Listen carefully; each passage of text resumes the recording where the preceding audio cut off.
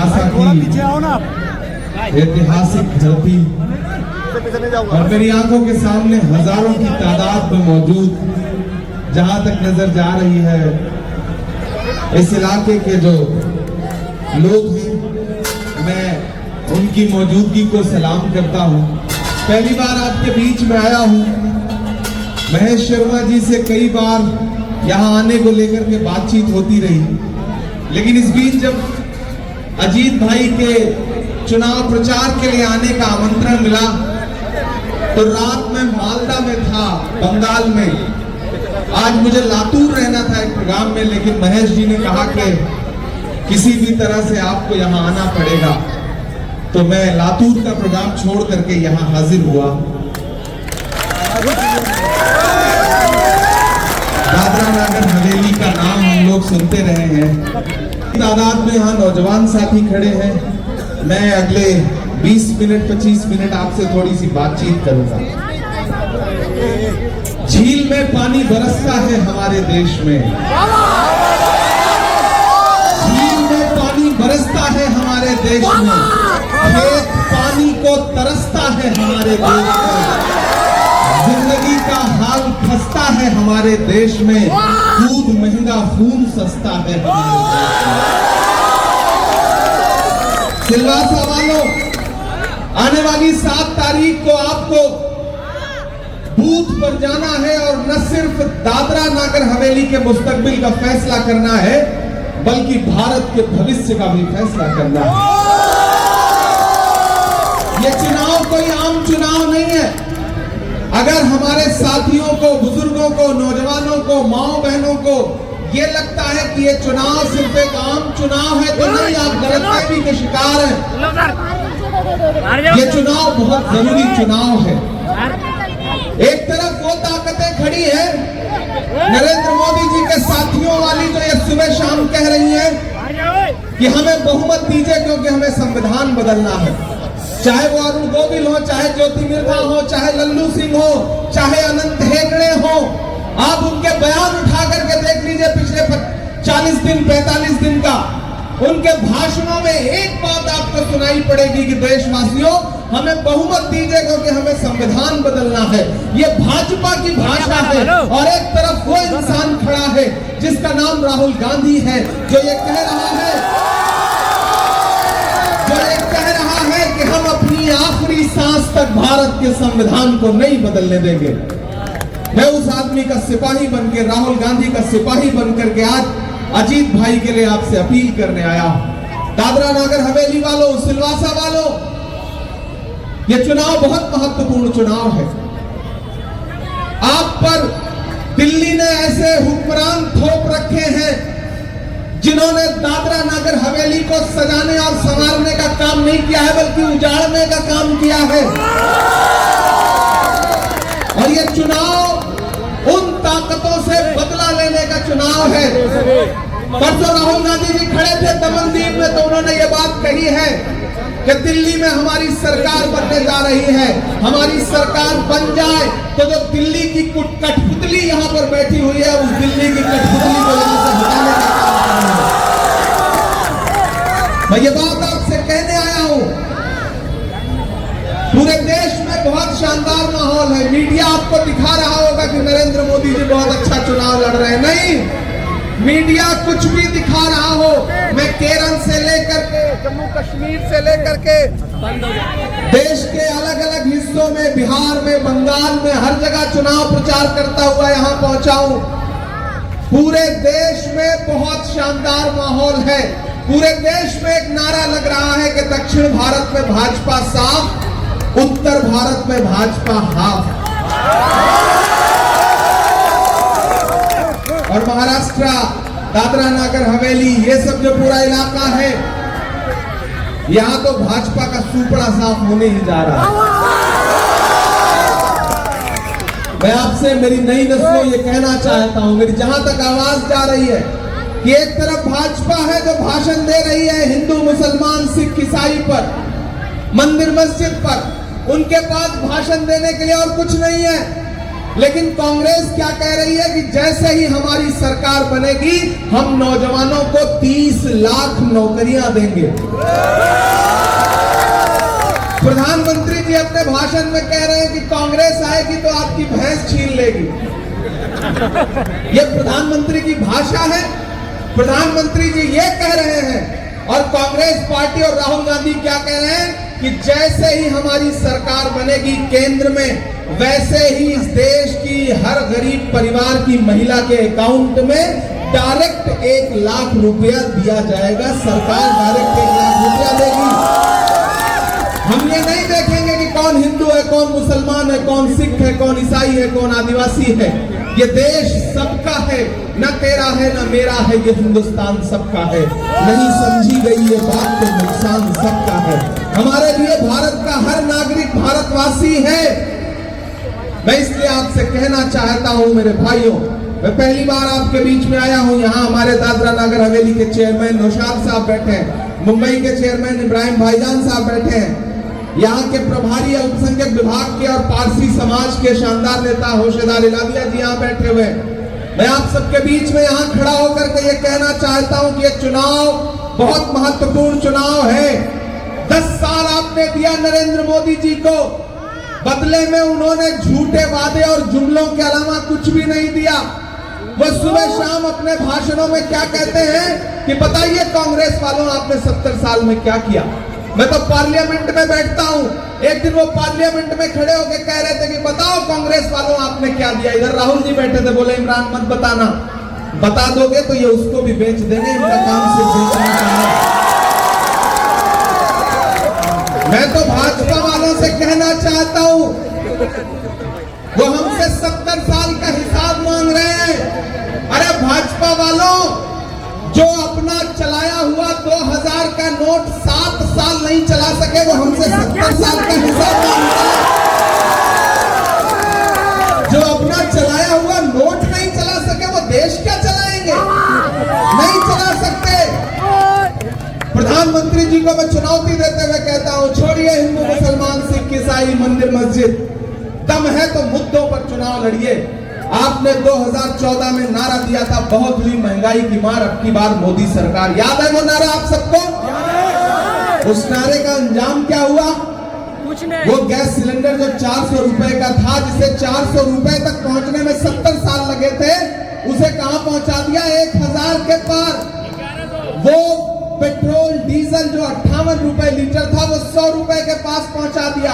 आटा चावल दूध दही पनीर छाछ लस्सी क्या नहीं महंगा कर दिया। भाजपा की सरकारें वो सरकारें हैं जो अपने पसंद की फिल्में तो टैक्स फ्री करते हैं, लेकिन कफन पर जीएसटी लगाते हैं। कफन पर जीएसटी। इसलिए साथियों, मैं आपसे कहना चाहता हूं, ये चुनाव उसका बदला लेने का चुनाव।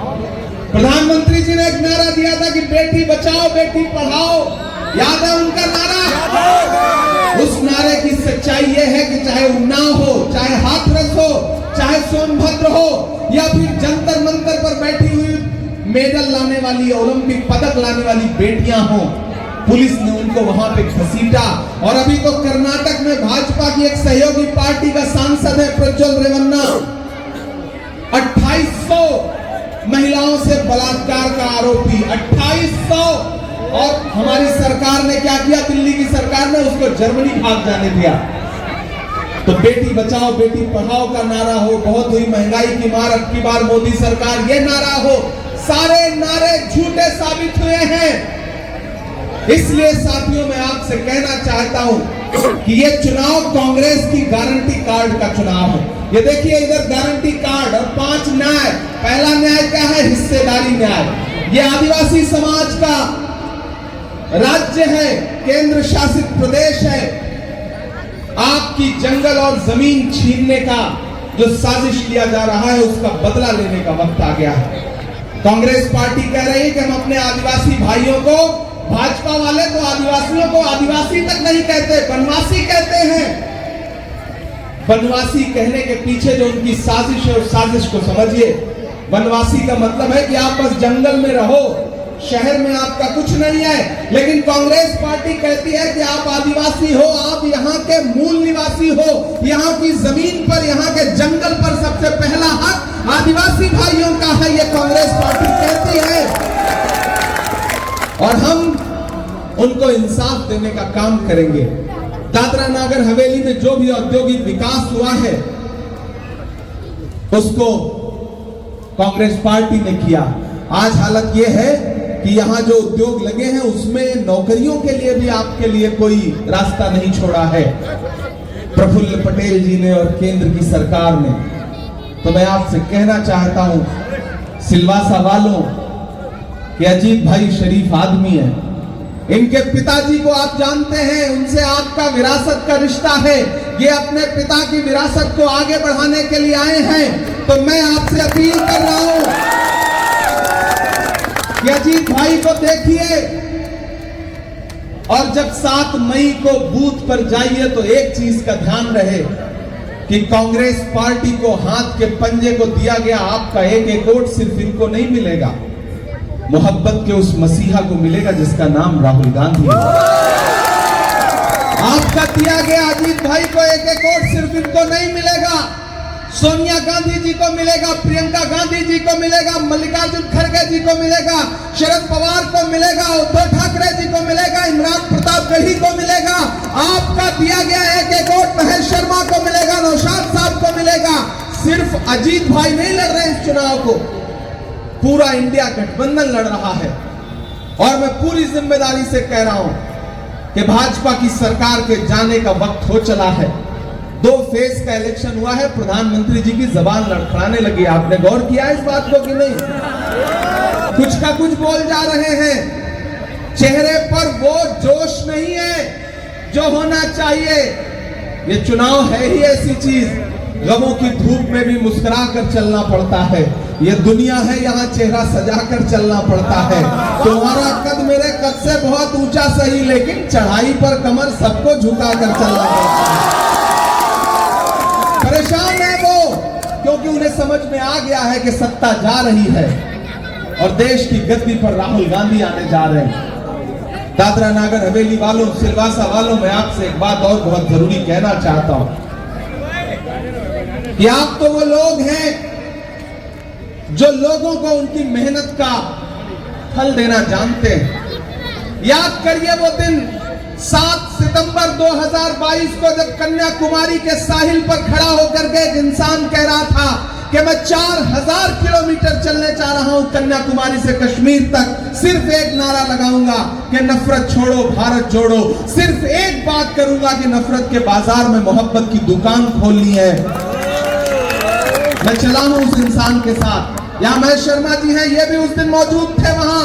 मैं चला हूं उस इंसान के साथ जब मैं राहुल गांधी के कंधे से कंधा मिला के चल रहा था तो मीडिया के साथी मुझसे कहते थे कि इमरान साहब आप तो शायर हैं, आप राहुल गांधी के कंधे से कंधा मिलाकर चल रहे हैं, आप क्या कहेंगे? तब मैंने कहा था कि मैं तो शायर हूं, मैं तो बस एक शेर पढ़ूंगा कि जो हर जालिम से टकराएगी वो आंधी बनाऊंगा, जो हर जालिम से टकराएगी वो आंधी बनाऊंगा। नए अंग्रेज आए हैं, नया गांधी बनाऊंगा। देश ने देखा कि वो नया गांधी 4000 किलोमीटर भारत जोड़ो यात्रा लेकर के कन्याकुमारी से कश्मीर तक चलता रहा, अपने पैर के छालों की परवाह किए बगैर। तो सिलवासा वालों, आप तो इस बात पर ईमान रखते हो ना कि मजदूर का पसीना सूखने से पहले उसकी मजदूरी उसे दे देनी चाहिए, रखते हो ना? अगर इस बात पर ईमान रखते हो तो मैं यहां खड़ा होकर के कह रहा हूं कि मैंने देखे हैं राहुल गांधी के पैर के छाले, मैंने देखा है राहुल गांधी का बहता हुआ पसीना। न तो वो छाले अभी सूखे हैं, न पसीना अभी सूखा है। मैं यहाँ पर राहुल गांधी की मेहनत की मजदूरी मांगने के लिए आया हूँ। वोट है, याद रखिएगा, 7 मई को जब बूथ पर जाइए तो अपना एक वोट अजीत भाई को दीजिए। आपका दिया गया इनको वोट राहुल गांधी की उस मेहनत की असली मजदूरी होगी जो राहुल गांधी ने किया। मैं आपसे कहने आया हूं, जो लोग ये कह रहे थे कि हम कांग्रेस को समाप्त कर देंगे, कांग्रेस मुक्त भारत कर देंगे, आज हालत यह है कि दिया बुझने से पहले फड़फड़ा रहा है। आधी भाजपा तो कांग्रेस नियुक्त हो चुकी है। इधर से उधर के पकड़ के ये करके किसी तरह से कांग्रेस के लोगों को तोड़ करके उन्होंने सोचा था कि कांग्रेस को समाप्त कर देंगे, लेकिन हम आतिशे सोजा में भी हक बात कहेंगे, कुंदन की तरह दहर में ताबिंदा रहेंगे। तारीख बताती है कि हर दौर सितम में हम जिंदा थे, हम जिंदा हैं, हम जिंदा रहेंगे। कोई ताकत मिटा नहीं सकती है कांग्रेस पार्टी को, कोई ताकत मिटा नहीं सकती है। कांग्रेस को मिटाने का सपना देखने वाले मिट जाएंगे। कांग्रेस कल भी थी, कांग्रेस आज भी है और कांग्रेस आने वाली सदियों में भी रहेगी। कांग्रेस को मिटाने का सपना देखने वाले मिट जाएंगे, अपनी झोली उठाएंगे, अपना झोला उठाएंगे और चल देंगे, ये मुझे पूरा विश्वास है।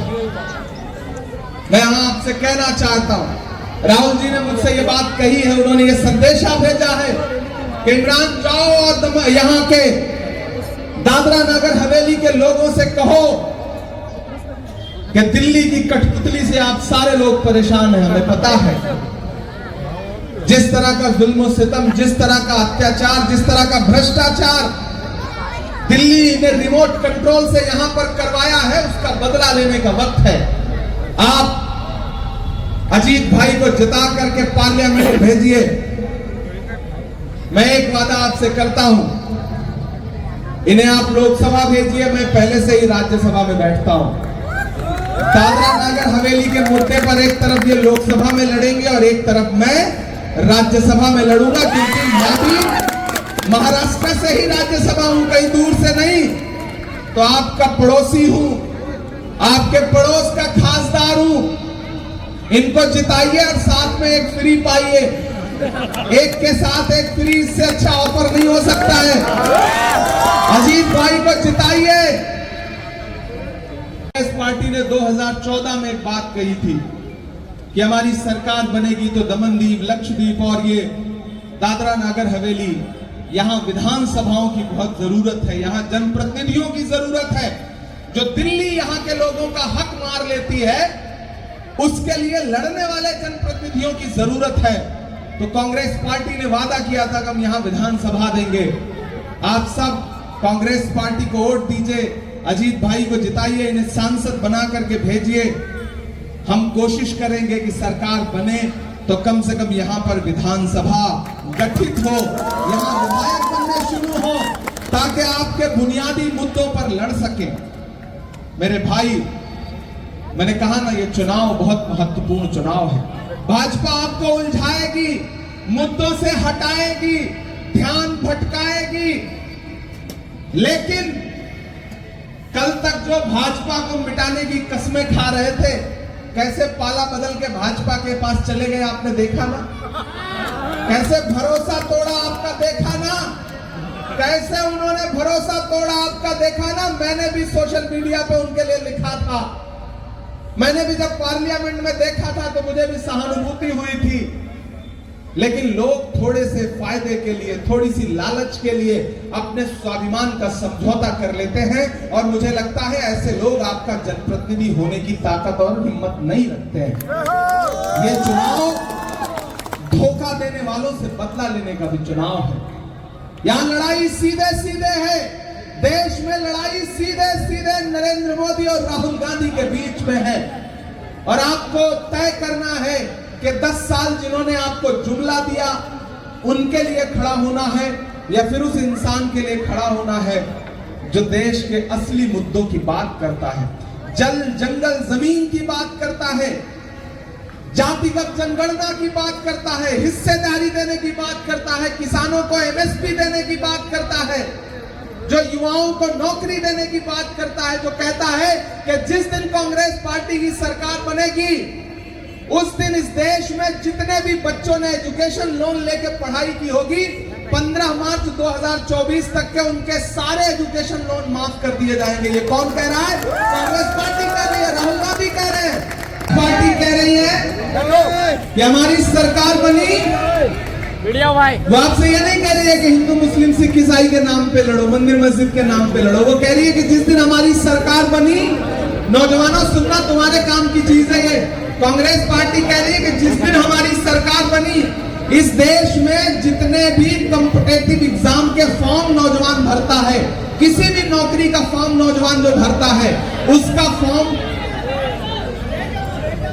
फॉर्म फ्री कर दिया जाएगा। कांग्रेस पार्टी ये वादा कर रही है। कांग्रेस पार्टी कर रही है कि 14 लाख आंगनबाड़ी के नए पद सृजित किए जाएंगे। मनरेगा की मजदूरी मिनिमम 400 रुपए कर दी जाएगी। मेरे भाई, कांग्रेस पार्टी मुद्दों पर चुनाव लड़ रही है, उसके न्याय, उसकी गारंटियां यहां लिखी हुई हैं। आप किसी झांसे में मत आओ। और ये जो बड़े बड़े लोग ये जो सोचते हैं कि आप बंधुआ मजदूर हैं, इस जमहूरियत में, लोकतंत्र में आप ही असली ताकत हैं। उन्हें बताइए कि कहानी से नहीं जाता, पहेली से नहीं जाता, ये छाला क्यों कभी मेरी हथेली से नहीं जाता। उन्हें आना पड़ेगा गांव की गुमनाम गलियों तक, सदन का रास्ता उनकी हवेली से नहीं जाता। ये बात उन्हें समझाइए, ये बात उन्हें बताना पड़ेगा। मैं आपके बीच में आया हूं, समय बहुत कम है, एक आध छोटी सी नज्म भी सुना दूं, शायरी भी सुना दूं। नहीं, आप कहेंगे कि सिर्फ भाषण लेकर के चला गया, शायरी नहीं सुनाया उसने। मैं तो पूरे देश में आपकी आवाज बन के बोलता रहता हूं। आज कोविड वैक्सीन के बारे में लंदन में इतना बड़ा खुलासा हुआ। वैक्सीन बनाने वाली कंपनी ने खुद माना कि इस वैक्सीन के साइड इफेक्ट हो सकते हैं। मैं 2 साल से मेंबर ऑफ पार्लियामेंट हूं। जब पहला मामला आया था देश में, जब पहली हार्ट अटैक से मौत हुई थी जिम करते हुए एक बच्चे की, तो उस समय, आज से 1.5 साल पहले मैंने पार्लियामेंट में इस मुद्दे को उठाया था। लेकिन ये सरकार सिर्फ एक मुद्दे पर काम करती है, चंदा दो धंधा लो। इन्होंने वैक्सीन बनाने वाली कंपनियों से चंदा लिया, ऐसी कंपनियों से चंदा लिया है कि जिस दिन ये सरकार नहीं रहेगी और इनके भ्रष्टाचार के खुलासे होंगे, तो इनके चेहरे से जो नकाब उतरेगा तो पूरी दुनिया हैरत में पड़ जाएगी। ये जो लबादा ओढ़ के घूमने वाले लोग हैं, जो 2014 में नारा दे रहे थे कि भाइयों बहनों, आप बहुत समझदार लोग हैं, नाम मत लो, बस उनका एक जुमला दोहरा दो, आप समझ जाते हैं। ये सिलवासा के लोग हैं, मैं नाम नहीं लूंगा, नहीं आप जान जाएंगे कि मैं प्रधानमंत्री नरेंद्र मोदी जी की बात कर रहा हूं। नहीं था ना नारा, मुझे देश के खजाने की चाबी सौंप दो, मैं देश नहीं लूटने दूंगा, मैं चौकीदारी करूंगा। अब मेरा मन करता है मैं उनसे पूछूं कि कहां सोया है चौकीदार। ऐसे खामोशी से सुनेंगे तो काम नहीं चलेगा। उधर जो पीछे तक लोग बैठे हैं, उनका भी समर्थन मिलना चाहिए। आपकी तालियों का शोर दिल्ली तक जाना चाहिए। इलेक्शन सिर्फ वोट देने का नाम नहीं है, इलेक्शन सपोर्ट देने का भी नाम है। आज से इस इलेक्शन को अजीत भाई बन के लड़ो, महेश शर्मा बन के लड़ो, इमरान प्रताप बड़ी बन के लड़ो। इस इलेक्शन को जीतना है। मैं चाहता हूं कि 4 जून को जब रिजल्ट आए और ये तय हो कि आने वाले वक्त में भारत के अगले प्रधानमंत्री राहुल गांधी बनने जा रहे हैं, तो उनकी दाईं तरफ अजीत भाई खड़े हो, बाईं तरफ इमरान प्रतापगढ़ी खड़ा हो, तब जाकर के तस्वीर पूरी होगी। और मैं आज भी सवाल पूछ रहा हूं, कल भी सवाल पूछूंगा कि कहां सोया है चौकीदार, कहां सोया है चौकीदार। विजय माल्या नाक के नीचे से हो गया फरार। कहां सोया है चौकीदार। चाय बेचने वाला पूरा भारत बेच रहा है। सही कह रहा हूं कि नहीं कह रहा हूं? सही कह रहा हूं कि नहीं कह रहा हूं? चाय बेचने वाला पूरा भारत बेच रहा है। इसी काम में हासिल उसे महारत बेच रहा है। रेल बिक गई, तेल बिक गया, बिका हवाई अड्डा। और अगली जो लाइन है उसमें एक नाम आएगा, आप आपकी तालियों का शोर उनके कानों तक जाना चाहिए जिनका नाम आने जा रहा है। रेल बिक गई, तेल बिक गया, बिका हवाई अड्डा, सब कुछ बिकता देख के खुश हैं अपने जेपी नड्डा। जनता महंगाई की मारी करती हाहाकार, कहाँ सोया है चौकीदार, कहाँ सोया है चौकीदार। विजय माल्या नाक के नीचे से हो गया फरार, कहाँ सोया है चौकीदार, कहाँ सोया है चौकीदार। सिलवासा वालों, दादरा नागर हवेली वालों, मैंने कहा ना मैं पहली बार आया हूं, लेकिन आखिरी बार नहीं आया हूं। अगर आप चाहते हो कि बार बार आऊं तो जब 7 मई को घर से निकलिए, पोलिंग बूथ पर जाइए, अपना एक एक वोट हाथ के पंजे के सामने वाले बटन पे दबाइए। सिर्फ अकेले मत जाइए, परिवार के एक सदस्य को लेके जाइए। यहाँ माएं बहनें बैठी हैं, सबसे ज्यादा महंगाई आपने झेली है। सुबह जब रसोई गैस जलाती हैं चाय बनाने के लिए तो आंख से आंसू गिरता है, क्योंकि जो 300 साढ़े 300 की रसोई गैस थी वो 1000 की हो गई। खाना बनाने वाला जो तेल है वो तेल 70 रुपए से 200 रुपए के पार हो गया। गृहस्थी कैसे चले, सबसे ज्यादा आपने झेला है। और तो और जो पैसा आपने घर वालों से छुपा के बचा के आटे के डब्बे में आंचल में छुपा के रखा था, नोटबंदी करके उसको भी बैंक में जमा करवा लिया इन्होंने, उसका भी बदला लेना है इनसे। नरेंद्र मोदी जी आपको सिर्फ जुमला देंगे, लेकिन कांग्रेस पार्टी महिलाओं को क्या कह रही है कि हर साल अकाउंट में डायरेक्ट 1 लाख रुपए आपके, यानी कि हर महीने 8,500 रुपए आपको मिलेगा सीधे आपके अकाउंट में, कोई बिचौलिया नहीं रहेगा। इसलिए मेरी माओ बहनों, मैं आपसे विशेष रूप से गुजारिश कर रहा हूं, ये इलेक्शन तो आपको लड़ना चाहिए। ये इलेक्शन तो दरअसल कांग्रेस पार्टी आपसे वादा कर रही है कि आप आगे बढ़िए। कांग्रेस पार्टी कह रही है कि जितनी भी देश में सरकारी नौकरियां सेंट्रल गवर्नमेंट की होंगी उसमें 50% महिलाओं को आरक्षण मिलेगा। ये कांग्रेस पार्टी का वादा है, ये बहुत बड़ी बात है। तो मैं इसलिए आपसे अनुरोध करूंगा कि कांग्रेस का मैनिफेस्टो और कांग्रेस की गारंटी समझिए, और जिस दिन 7 तारीख को वोट देना है ना, अगर घर वाला किसी और का झंडा उठाए हुए हो तो उनको बता दो कि आज से घर में खाना पीना बंद, सिर्फ वोट देना है तो अजीत भाई को देना है और किसी को देने से काम नहीं चलेगा। अगर आपने सोच लिया, आपने चाह लिया, तो फिर अजीत भाई को कोई चुनाव नहीं हरा सकता है। मैं यहाँ आपसे ये अपील करने आया हूँ कि ये इलेक्शन बहुत महत्वपूर्ण इलेक्शन है, बहुत अहम इलेक्शन है। मैं हजारों किलोमीटर दूर से आपके सामने अजीत भाई के लिए हाथ फैलाने आया हूं। मैं चाहता हूं यहाँ मौजूद एक एक आदमी अजीत भाई के लिए अपना हाथ उठा करके समर्थन बताए, ये बताए कि आप सारे लोग अजीत भाई के साथ हैं, इनको वोट देंगे, बहकेंगे नहीं, बटेंगे नहीं, मेरे आने की लाज रखिएगा ना। मेरे आने की लाज रखिएगा ना, अजीत भाई को जिताइएगा ना, हाथ के पंजे पर बटन दबाइएगा ना, भटकिएगा नहीं ना, कोई ताकत आपको बांट नहीं पाएगी ना। ये चुनाव बहुत महत्वपूर्ण चुनाव है, इसलिए 7 मई को जब बटन दबाइए तो एक नारा और लगाइए कि 7 मई भाजपा गई,